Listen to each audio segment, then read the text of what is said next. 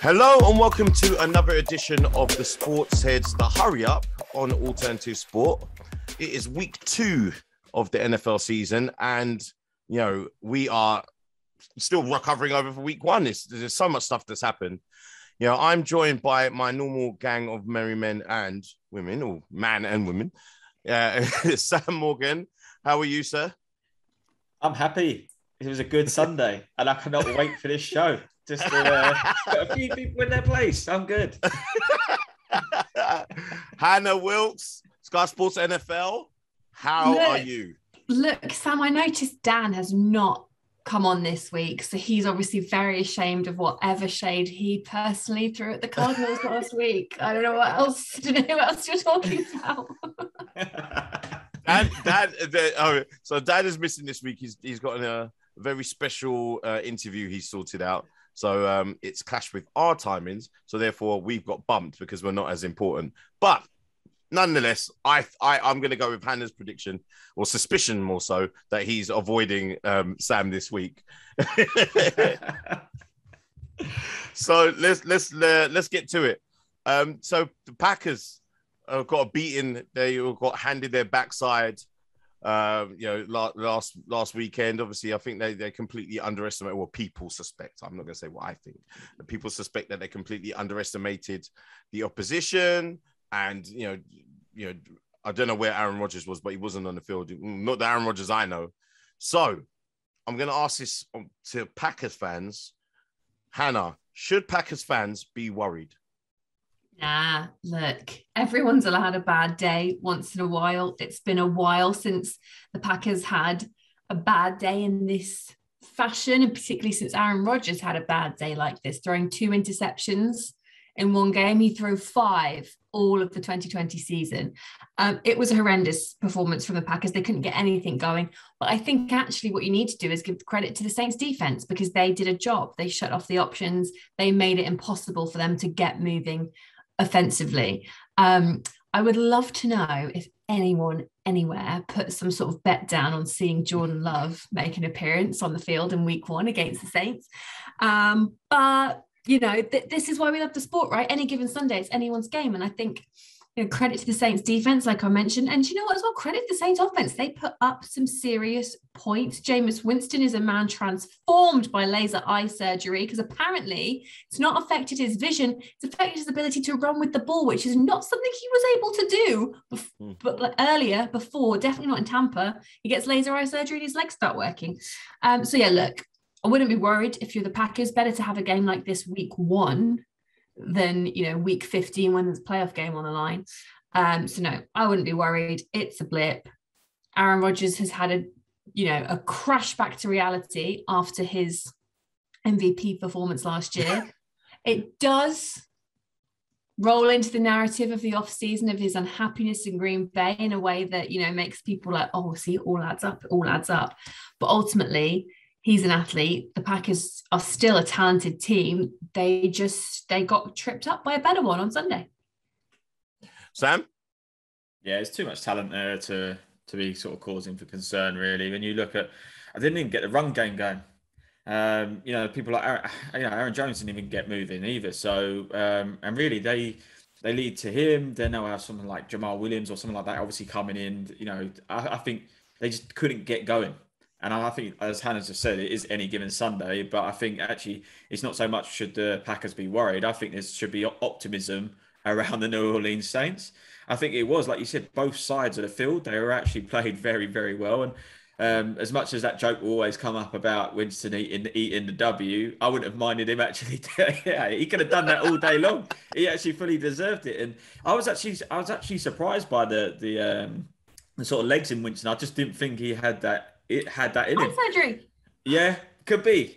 I think he's had a nice pedicure as well. Maybe his feet are a little bit softened to sort of run and do that. But so honestly, it was a good to watch. And I've actually picked up the Saints defense in fantasy this week, because I actually think it could be a good move for a few people to pick up this week.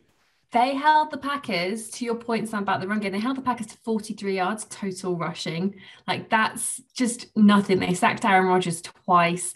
The Saints have historically, like as long as I can remember, they've been a top 5 defense. That's not going away. So a wise fantasy move from you, I would say. So collectively, we're spelling out RELAX like he did last time. Actually, like think about that. Yeah, you thinking, where is he going with this? Anyway, my little take on it is that I do think that all the shenanigans of the off season has actually, is going to affect the early part of this season. But is he going to run the table, or are they going to run the table? Probably so. But it's not a good start for people like a friend of the show, Ash from the NFL, who's an avid Packers fan. I think she must be scared. Ash is my new best friend, guys. Oh, so I'm actually saying we're gonna have a battle now. Sit down, and I will be reassuring her that all is okay. One's fine. And what I would say as well is, look historically at Super Bowl winning teams. When has a Tom Brady team that has gone on to win a Super Bowl ever started a season well? Buccaneers didn't last year. The Patriots never did on the years that they won Super Bowls. You don't have to come and get the W week 1 if you want to be playing in February. Are you saying they're going to win? Are you saying Packers for the Super Bowl? No, I'm just saying. I'm just clearing that up. I still think there's a missing piece. I still think there's a missing, the missing magic spark when it comes to the Packers in the Super Bowl. I think they'll be there and thereabouts. NFC Championship game, potentially, yes, probably, maybe, likely. But I think there's just that little extra that is still missing from them to win a Super Bowl. And I can't quite put my finger on it, but there's something. Yeah, this seems to be I've just connected some of the dots there, and I know why Hannah is playing down the chances because who they'll be beating in the conference. Well, it won't be the Rams. won't be the Rams. So don't have to worry about that. With the Cardinals, I get thrashed in the divisional round. We will get to your conference very soon. Let's go to the AFC first of all, guys. Obviously the Steelers and the Chiefs, really, really amazing games, close run. But I'll start with Sam. Who had the bigger win, Steelers or the Chiefs? I'm going to say the Steelers because I think there is still. I say this because the Chiefs, I think just people expect the Chiefs to win. I think the Steelers, for me, I think there's the sort of stigma around it was how were they going to bounce back from all of that optimism last year. Was it 11 unbeaten, I think, before it collapsed? So it was like, how are they going to bounce back from that? Is Big Ben going to change up his game a little bit, get that run game going with Najee Harris, obviously, and actually didn't really utilize him as much as I thought they may. He was actually involved in every single snap, Najee Harris. He was there on the field for every offensive snap. But they didn't utilize him and still got that win. And actually, what was quite impressive again is just you looking at how many tools he actually had on the offense. There, you looking at sort of actually spreading it around between Washington, Claypool, and Johnson as well. It was actually quite impressive for me for them to grind that out. And I think coming back to your old point there, Hannah, about teams building up till they get to sort of the latter stages, I think this was the best way for them to go about it, where they actually had to grind out the result. So I was more impressed with that. But big shout out to Chiefs and Mahomes again for fantasy purposes as well, because it actually helped me out massively. But again, that's why I say it's not too impressive for me, because I just think the Chiefs, it's just a well-drilled sort of factory of just W's that come out of that team. But listen, credit to them, not taking it away from them. But yeah, more impressed surely for the Steelers this week. Hannah, what say you? Yeah, I completely agree, because I think the thing is, even when you're looking at that Browns-Chiefs score and you're seeing the Browns put up this massive lead, does anyone ever think, oh yeah, the Chiefs have lost this game? Absolutely not. That never even enters your mind. And one thing I've been thinking I need to look up, and I don't even know how to find it, is I would love to see if at any point in that game the Browns became the favourites, because I'm not convinced they would have, because we know what this Chiefs team could do, and we know they always find a way. And when you've got Patrick Mahomes at quarterback, you're always going to be able to find a way to win. So that's what they do. And in a way, it's a disservice to them that we're like, oh no, that's not that impressive because that's what you guys do. Because, historically, it's impressive that they do it week in, week out. But I think in terms of the bigger win, I agree. I think the Steelers win it is much more of a statement. You think all the narrative coming out of the AFC this offseason has been, Josh Allen's climb and rise has reset the power structure in the AFC. It's, the Bills are the big challenge to the Chiefs, and I still believe they are. But I think in terms of the Steelers' performance, and like you say, so much talk all the time. I'm one of those people. Every year I'm like, oh, Big Ben, write him off. Like, he's done. He's old. He can't anymore. And then they go and put in a performance like that. And again, it had a lot to do with the defense as well. Their defense shut down Josh Allen in that Buffalo offense. They couldn't find a way through. They couldn't get anything going. And some of that, I think it's week one rustiness. Preseason's one thing, but actually being in the midst of a regular season game is very different. But the Steelers defense did a job. They did their job, and it allowed the offense to go and do theirs. So I think, it's much bigger of a rallying cry.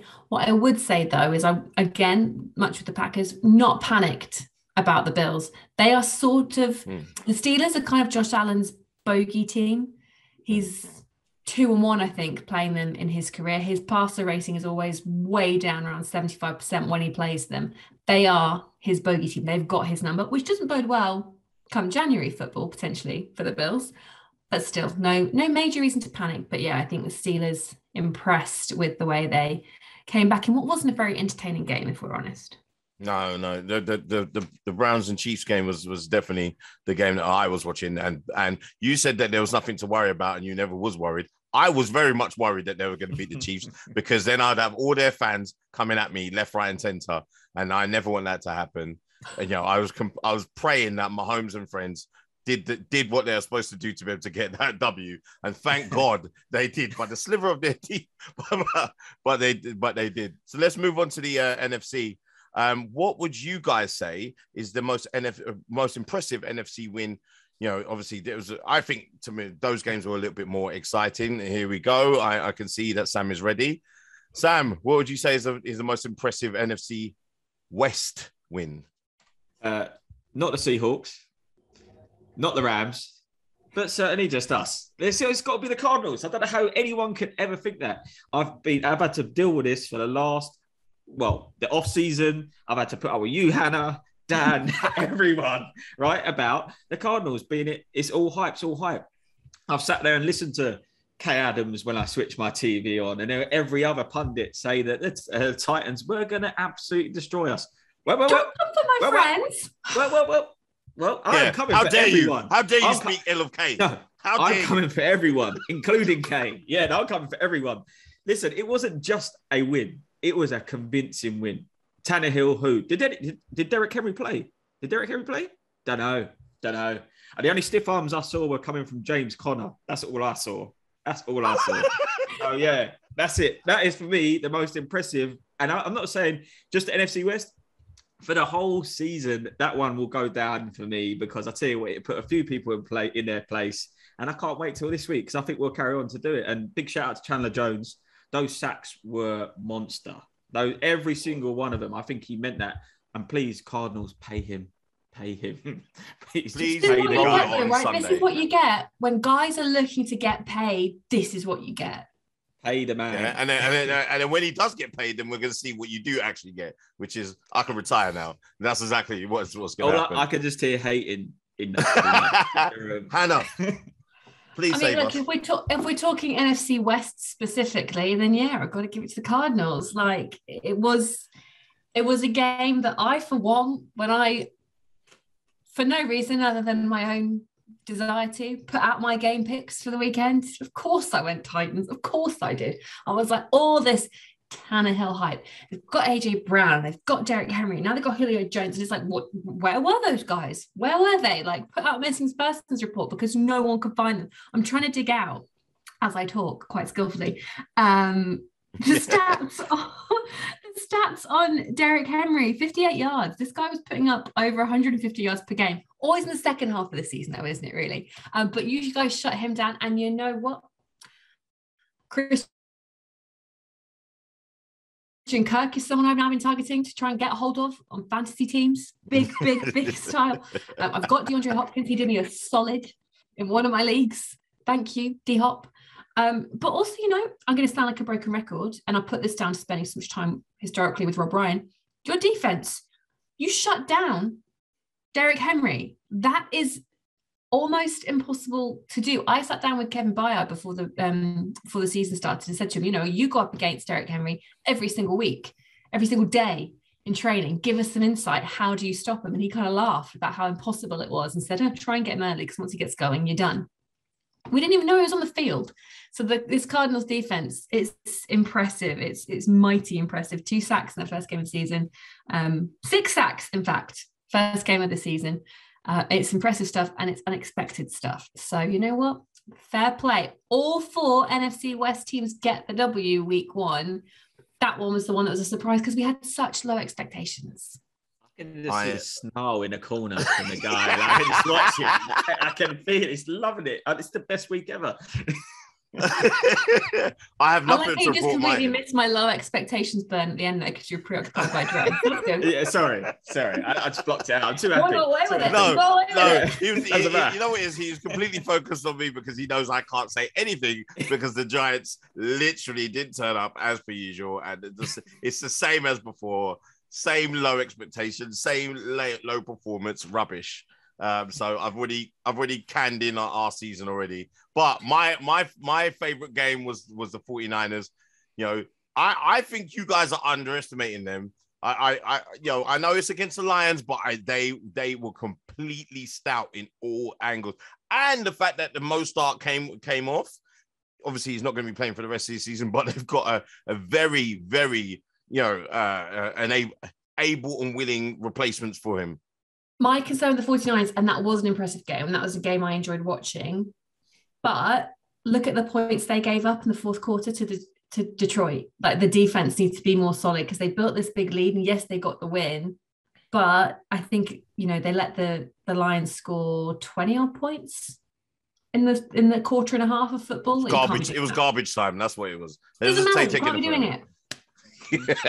But I must say this: my highlight of the NFC West, my Lord, the Rams Stadium. My God, I've never seen anything like that before. Like, it's so nice. I know Arsenal fans are not going to like it because that's where all their money's gone, but it's amazing. Isn't it the Chargers Stadium? No, it's very much the Rams house. It is the Rams house. And you know what? Forget the stadium. You know what the most beautiful thing was of what happened in that stadium on Sunday? Was Matthew Stafford throwing so long those dimes to Cooper Kupp and Van Jefferson. I was just there going, yes, it's not going to be as easy as it was against the Bears every single week. Don't get me wrong. They are still practicing some extreme social distancing in their secondary. But my God, it was a pleasant experience watching a Rams quarterback on third down and feeling confident that we would get a first down out of it. I haven't been there for a while. Look at you kicking Goff, and he played really well. What I will say in Goff's defense, also, I was so happy for him how the sort of second half of that game against 49ers went when he, he was making big throws, and it's made me think about some stuff, because I even found it not that stressful watching him on third down in a Lions show, which I've historically found I couldn't watch, who's playing for the Rams. So maybe different environment is going to do him good too. I want only good things for Jared Goff. And also, I'm strongly advising banking him for your bench in fantasy football, because they're going to be chasing a lot of points. He's going to make some big throws, and when they pay off, they'll pay off. That is true. Hannah, are you quite favourable about your team now that you have Stafford going all the way, or are you softly at the moment?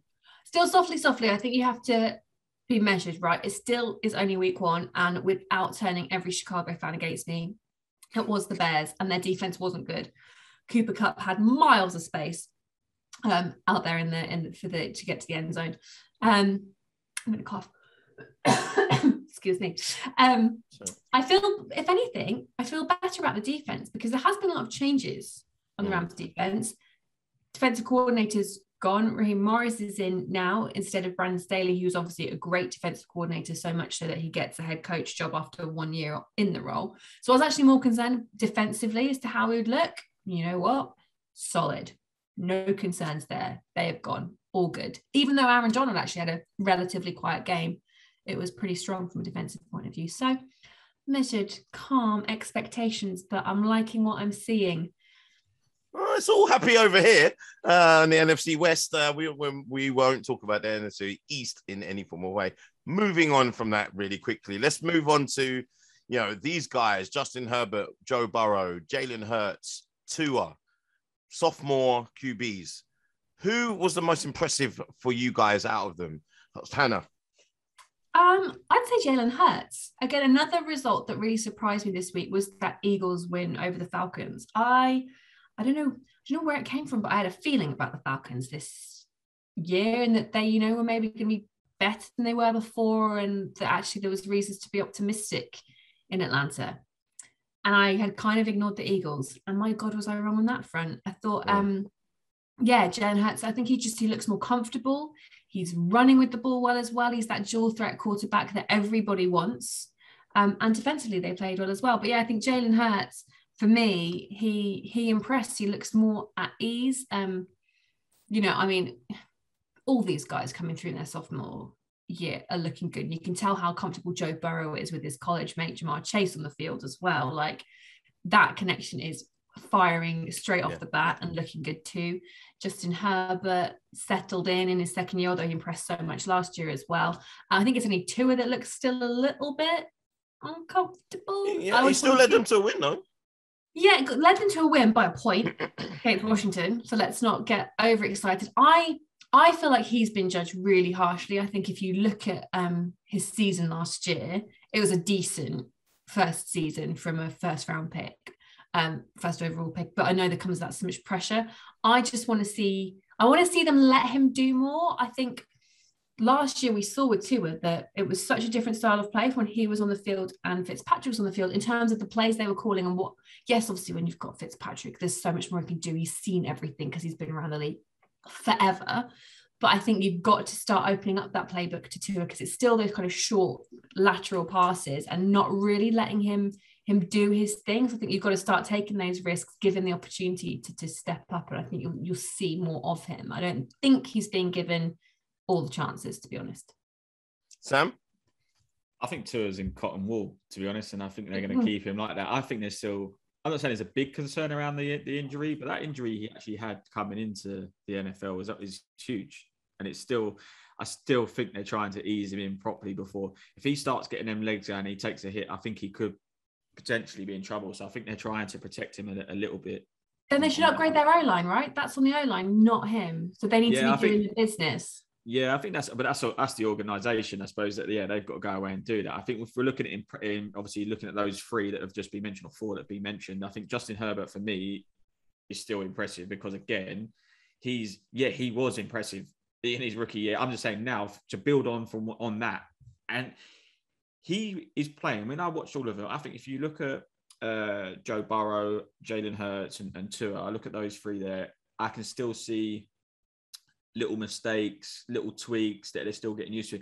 When I watch Justin Herbert, you would think this guy has been in the league for maybe 4 or 5 years. I just think the way he plays, the way he captains the side, gets that offense moving. I don't see him really turning to look at the sideline as often maybe as the rest of them do, trying to look for that sort of reassurance of, am I making the right call? Can I get the okay? Dad, is it okay to do this play? I think you actually look at him, he looks like he's just got them going. You're looking at sort of big senior players within that team actually looking up to this guy, like, this guy is going to carry us to the win. He's not there. Our players aren't looking to go, I'm going to have to bail us out. This guy is doing it. And I just think, for me, he's sort of the most impressive. And again, as you just said, because of how well he's done, there's got to be pressures on him to deliver again, to build on that. I think Jalen Hurts came in at the end. Burrow's had the injury. Tua's obviously, again, can kind of get away with what he wants at the moment within reason, because they're easing him in still. So for me, Justin Herbert is definitely the one to watch, and not just for this season, but actually just as a career. Keep an eye on it for sure. I think it's kind of the perfect timing for him to get Brandon Staley as a head coach, right? You've got this exciting new coach coming in. Not many coaches, by the way, get a win on their season. I think he might have been the only no one does that. I think it's really exciting watching how that is going to develop, and you just feel like, oh my God, I'm going to sound hyperbolic, are we looking at the next Belichick and Brady? Like, you know what I mean? It's that sort of that talent and that talent in quarterback, that talent in coach coming together at this point in both their careers. You think this could be something really exciting. He seems with Justin Herbert, he seems like he's been playing in the league forever. He doesn't seem like he seems comfortable. He did last year. You look last year, that Chargers O-line was the worst in the league by a long shot. He was making them look so much better than they were because he's so big and got so much range. He takes 3 steps back from the line of scrimmage or the snap, and he's gained himself bags of room and then time, even if they're not actually physically managing to block anybody. But he made them look so much better than they were. And then this year, they've actually made some improvements to that O-line as well. So it is all setting up really nicely. Yeah. But, you know, I just lastly on this, like, I think with Tua, he's got obviously a lot of pressure on him, a lot of rumors that, you know, as soon as there'll be obviously potential trade when everything legally is sorted out with the Texans for Deshaun Watson. So I feel like he had a lot of pressure. And then also for me, just what he's a standout for me because he went to Foxborough, where Dolphins never really usually win. And, you know, won there, like with all that pressure. I know it's only a point, but his performance was of a leader. And I know he's not got the captain's badge on his jersey, and obviously people made a lot out of that. But, you know, I don't know. I root for the guy because I think that he's got a lot of odds against him. I'm with you. I think he got a bad rap. I think the expectations were so high on him last season that he was never going to live up to them. And like I say, if you look at his numbers from his rookie year, it was pretty good. Half a season not bad for a rookie, if you look at it historically.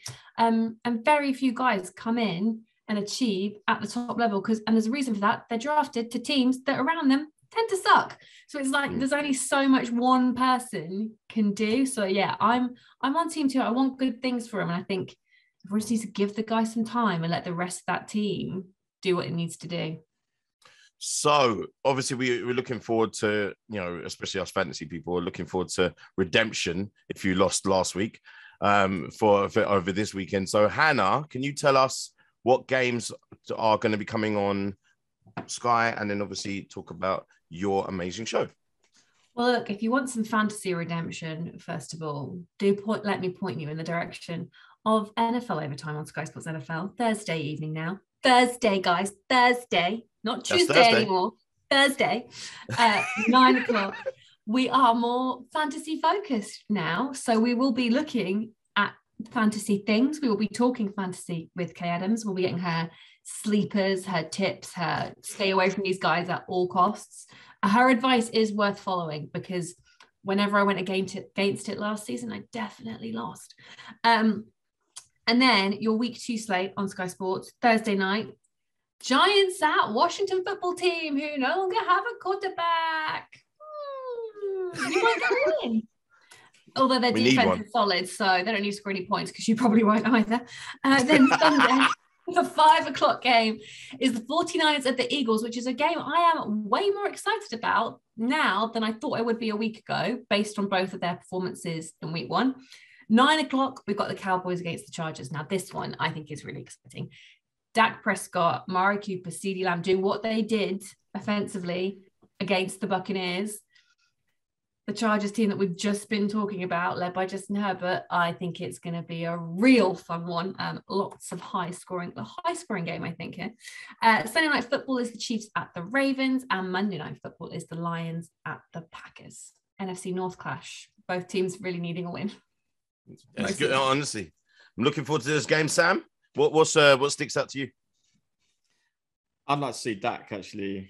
Obviously, like you just said, I think we spoke about it on the show as well. So I was actually really impressed of obviously how he played. I just want to see them get the job done, just so we can sort of say actually build up a bit more hype around him. I think he deserves it. Obviously, coming back from that, but actually, the Lions and the Packers does intrigue me a little bit because I tell you what, if the Packers do lose to a Lions team, then we might revisit what we spoke about in our first topic. Oh, yeah. Because there's going to be some question marks. Yeah, and I want to see how they both react to it because, like you said, they both need a win. I think the Packers have got more pressure than the Lions, But I think the Lions still want to try and prove their worth. And actually, I was just coming back to the Lions. I was actually really impressed with Swift. That guy can run. Definitely someone to actually watch. And I'll be interested to see. I actually don't think it'll be a gunslinger match. I think both teams will run the ball conservatively, like to sort of not try and air it out. And I think if it does get like that, it'll be a very, very close game. And then that last quarter will come alive. But that's my prediction. So that's why I want to watch that one. Worth bearing in mind that the Lions don't have a defense. So yeah, they need to score. But you're so right with DeAndre Swift and Williams as well. Like those guys, because Williams was obviously going to be cover for Swift, who's coming back from injury, but he like lit it up big time on Sunday. And you just think, you know, they're not going to be playing football in January, but I think they're going to be fun to watch offensively at times.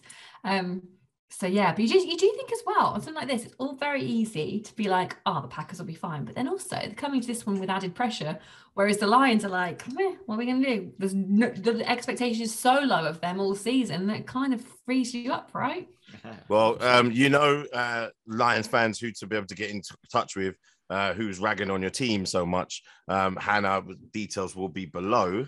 For you to be able to express your view. Completely twisting what I just said. It's fun to watch. I'm shipping them in fantasy as well, by the way. I'm like, it's like, go get Jared Goff, get Williams, because Smith's probably already rostered. You have completely just taken all I said was they've got no defense, which is a fact. You're an evil man, Dre. I'm with you. I want good things for Jared Goff. What is this? So on that note, we will wrap up. It's time for obviously for us to be able to have a countdown to the next week of games. I'm so excited. I'm sure you are too. But we'll see you this time next week, where I'll be causing more trouble with Hannah and watching Sam come down to earth after his team loses. But until then, next week, peace.